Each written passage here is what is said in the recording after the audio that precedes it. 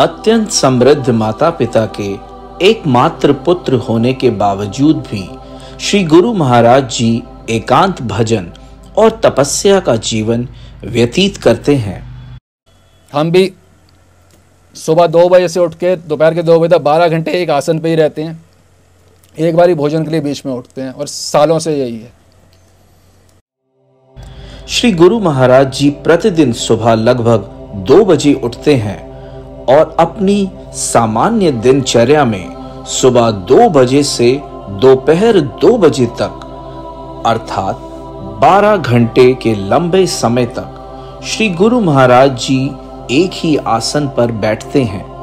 केवल एक बार प्रसाद ग्रहण करने के लिए ही उठते हैं तथा दोपहर का भोजन ग्रहण करने के उपरांत श्री गुरु महाराज जी पुनः 5 घंटे तक एक ही स्थान पर बैठते हैं।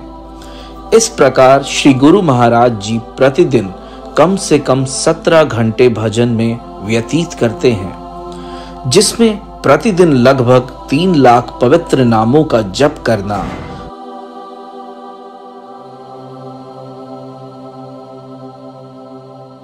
प्रतिदिन कई घंटों तक शास्त्रों का गहन अध्ययन करना, स्तव स्तोत्र इत्यादि अनुष्ठान करना सम्मिलित है।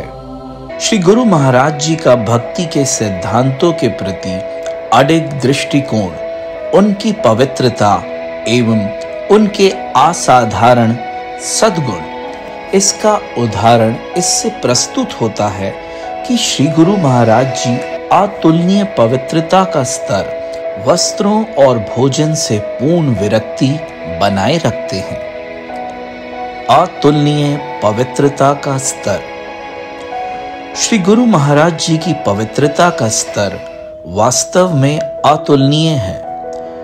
वह किसी भी व्यक्ति को या किसी वस्तु को स्पर्श नहीं करते, कहीं पर भी नहीं बैठते, यहाँ तक कि अपने घर के सोफे, कुर्सी आदि पर भी नहीं बैठते जिन्हें पहले किसी अन्य ने स्पर्श किया हो। जी हाँ, आपने सही सुना, चाहे सोफा हो या कुर्सी इत्यादि, श्री गुरु महाराज जी ऐसे किसी भी स्थान पर नहीं बैठते जहां पहले कोई बैठा हो।